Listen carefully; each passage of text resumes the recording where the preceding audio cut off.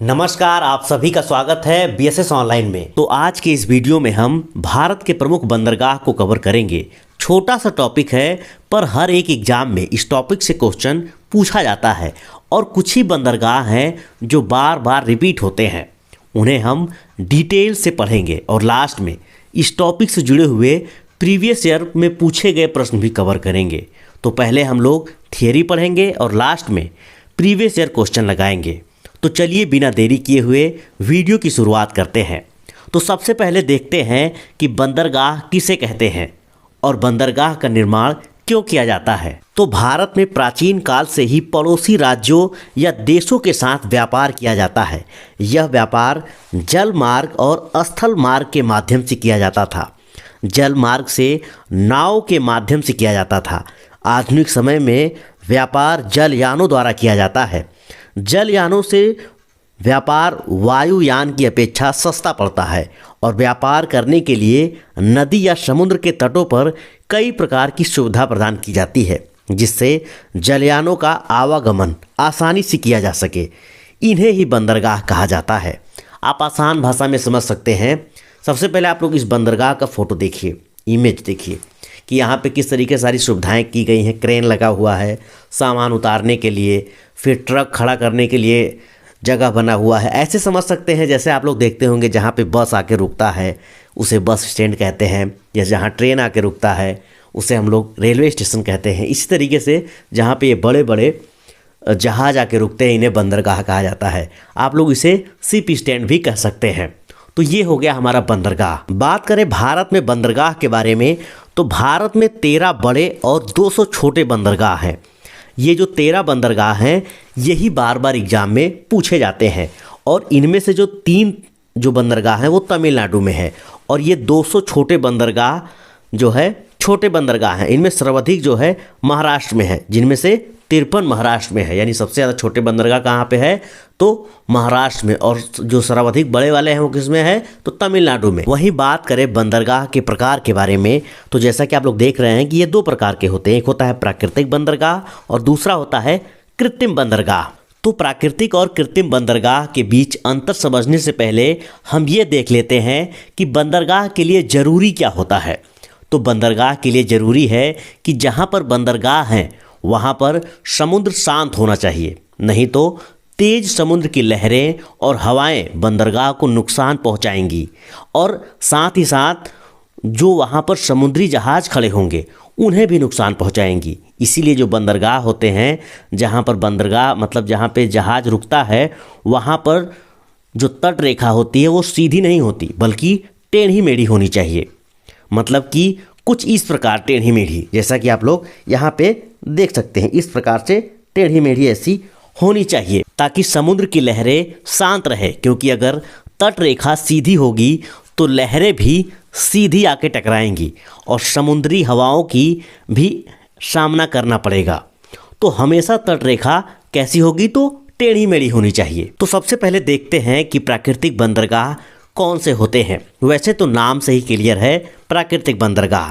तो ये जो आप इमेज देख रहे हैं, यहाँ पे आप लोग जो इमेज देख रहे हैं ये प्राकृतिक बंदरगाह का इमेज है। ये प्राकृतिक बंदरगाह, तो प्राकृतिक बंदरगाह से मतलब ये है कि जो बंदरगाह के विकास के लिए परिस्थितियाँ चाहिए वो प्राकृतिक रूप से विद्यमान हो। जैसा कि आप लोग देख रहे हैं इमेज में कि ये कैसी है, बिल्कुल देखिए टेढ़ी मेढ़ी है, तो ये प्राकृतिक रूप से क्या है विद्यमान है। वहीं बात करें कृत्रिम बंदरगाह के बारे में, तो जैसा कि आपको पता होगा कि प्राकृतिक बंदरगाह हर जगह नहीं हो सकता, पर देश के विकास के लिए आयात निर्यात तो जरूरी है। इसीलिए जहां पर बंदरगाह के विकास के लिए परिस्थितियां अनुकूल नहीं होती वहां पर कृत्रिम रूप से मानव के प्रयासों द्वारा परिस्थितियों को बंदरगाह के अनुकूल बनाया जाता है। जैसा कि आप लोग इमेज में देख रहे हैं ये कृत्रिम बंदरगाह है। इमेज में आप लोग जो देख रहे हैं ये कृत्रिम बंदरगाह, तो आप लोग ये देखकर आपको लग रहा होगा कि एक बीच में कंक्रीट की दीवार है। अब ये दीवार इसलिए बनाया गया है कि जो समुद्री हवाएं हैं या लहरें हैं वो डायरेक्ट इस पार ना आए, यानी बंदरगाह की तरफ ना आए। ये जो जहाज़ दिख रहे हैं इनको नुकसान ना पहुंचाए। तो आशा करता हूं कि आपको प्राकृतिक बंदरगाह और कृत्रिम बंदरगाह क्या होता है ये आपको अच्छे से समझ में आ गया होगा। अब हम लोग एक एक करके भारत के जो प्रमुख 13 बंदरगाह हैं उन्हें पढ़ते हैं, क्योंकि यही जो 13 बंदरगाह हैं बार बार एग्जाम में पूछे जाते हैं। कुछ बंदरगाह डिटेल में पूछे जाएंगे और कुछ यही पूछा जाएगा कि ये किस राज्य में है, तो हम इस प्रकार से उन्हें कवर करेंगे। जैसा कि आप लोग ये भारत का जो नक्शा देख रहे हैं, ये देख सकते हैं आप लोग इस तरीके से, ये जो भारत का नक्शा देख रहे हैं, ये इसमें इस साइड को हम लोग कहते हैं पश्चिमी घाट और इसको कहते हैं पूर्वी घाट। इधर 6 बंदरगाह हैं, इधर 6 बंदरगाह हैं। जो मेन बंदरगाह, जो प्रमुख बंदरगाह हैं, इधर 6 हैं और इधर 6 हैं, और एक ये है पोर्ट ब्लेयर। तो ये 6 6 12 1 13, ये प्रमुख 13 बंदरगाह हो गए। इन्हीं के बारे में हम लोग पढ़ेंगे। तो शुरुआत हम लोग करते हैं ये जो पश्चिम साइड के बांध है यानी पश्चिमी घाट है वहाँ से। तो सबसे पहले हम बात करते हैं कांडला बंदरगाह के बारे में। तो ये गुजरात राज्य में स्थित है और कांडला बंदरगाह का नाम अब बदल कर अब इसे दीनदयाल बंदरगाह कर दिया गया है। और यह बंदरगाह भारत विभाजन के बाद विकसित किया गया। स्वतंत्रता से पूर्व पश्चिमी देशों से व्यापार करने के लिए कराची बंदरगाह का प्रयोग किया जाता था। स्वतंत्रता के बाद उसके विकल्प में कांडला बंदरगाह को विकसित किया गया और उत्तर भारत की आवश्यकताओं की सर्वाधिक पूर्ति इसी बंदरगाह से की जाती है। यहाँ पे ये कांडला बंदरगाह है, आप लोग यहाँ पे देख सकते हैं। अब देखिए ये जो उत्तर भारत है, अब यहाँ पे जो उत्तर भारत है पूरी जो है जो पूर्ति होती है इसी बंदरगाह से सबसे ज़्यादा किया जाता है। क्यों? क्योंकि यहाँ से जब कोई सामान जाएगा तो उसका जो है ट्रांसपोर्ट चार्ज ज़्यादा बढ़ जाएगा, इसीलिए ज़्यादातर जो चीज़ें हैं वो यहीं से की जाती हैं, गुजरात से। अब हम बात करते हैं मुंबई बंदरगाह के बारे में। जैसा कि आप लोग इमेज में देख रहे हैं, यहाँ पे दूसरे नंबर पे पश्चिमी घाट में मुंबई बंदरगाह है और यह बंदरगाह महाराष्ट्र राज्य में स्थित है। कहाँ पे स्थित है? महाराष्ट्र में। और यह भारत का सबसे बड़ा बंदरगाह है। भारत का सर्वाधिक व्यापार इसी बंदरगाह से होता है और इस बंदरगाह को भारत का प्रवेश द्वार कहा जाता है। एग्जाम में आ सकता है कि भारत का प्रवेश द्वार किसे कहा जाता है, तो मुंबई बंदरगाह को भारत का प्रवेश द्वार कहा जाता है। वहीं बात करें नहावा शेवा बंदरगाह के बारे में, तो यह बंदरगाह भी महाराष्ट्र राज्य में ही स्थित है और यह एक कृत्रिम बंदरगाह है। याद रखना कि यह कैसा बंदरगाह है, तो ये कृत्रिम बंदरगाह है। इसका अन्य नाम जवाहरलाल नेहरू बंदरगाह भी है। एग्जाम में आ सकता है कि जो नहावा शेवा बंदरगाह है उसे इसका दूसरा नाम क्या है, तो जवाहरलाल नेहरू बंदरगाह। और यह मुंबई बंदरगाह के निकट ही स्थित है। इसका निर्माण मुंबई बंदरगाह का दबाव कम करने के लिए किया गया है। यहाँ पे जब ज़्यादा दबाव रहता होगा, ज़्यादा प्रेशर रहता होगा, जहाँ ज़्यादा नाव आ जाती होंगी, इसलिए इस बंदरगाह को यहाँ पे बनाया गया ताकि उसके दबाव को कम किया जा सके। अब हम बात करते हैं मर्मागांव बंदरगाह के बारे में। तो यहाँ पे ये बंदरगाह है मर्मागांव बंदरगाह और ये जो है गोवा राज्य में स्थित है। यह बंदरगाह जुआरी नदी के मुहाने पर स्थित है। आप लोग जो नदी वाला हमने जो वीडियो बनाया था उसको आप लोग देखना कि जुआरी नदी कहाँ पे है और वहीं पे बंदरगाह है। और ईरान को लौह अयस्क का निर्यात इसी बंदरगाह से किया जाता है। एग्जाम में आ सकता है कि ईरान को किस जगह से निर्यात किया जा सकता है, तो इसी बंदरगाह से किया जाता है।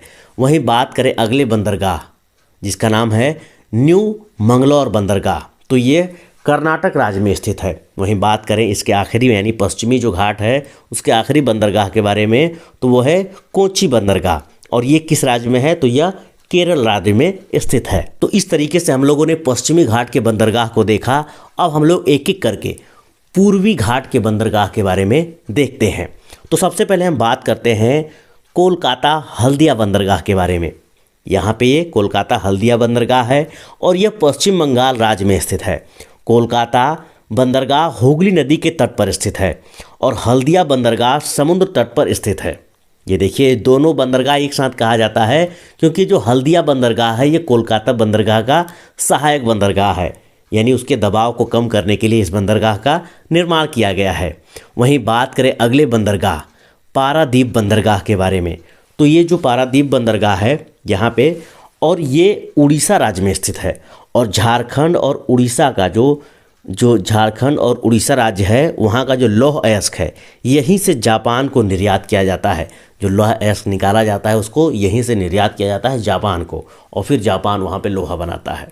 तो इस तरीके से ये जो है पारादीप बंदरगाह है। अब हम बात करते हैं विशाखापट्टनम बंदरगाह के बारे में।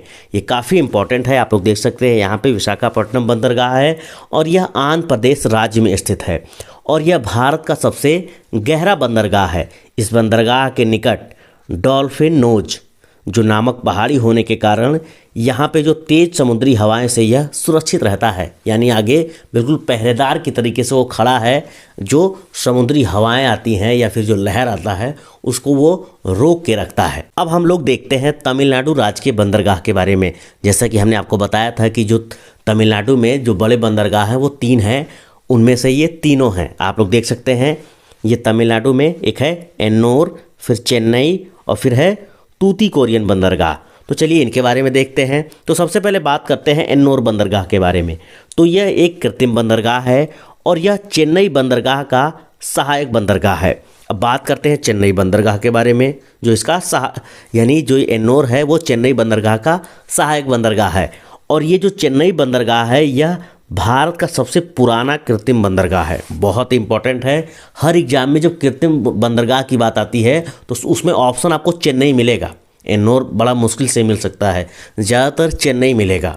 तो ये जो है सबसे पुराना जो है कृत्रिम बंदरगाह है।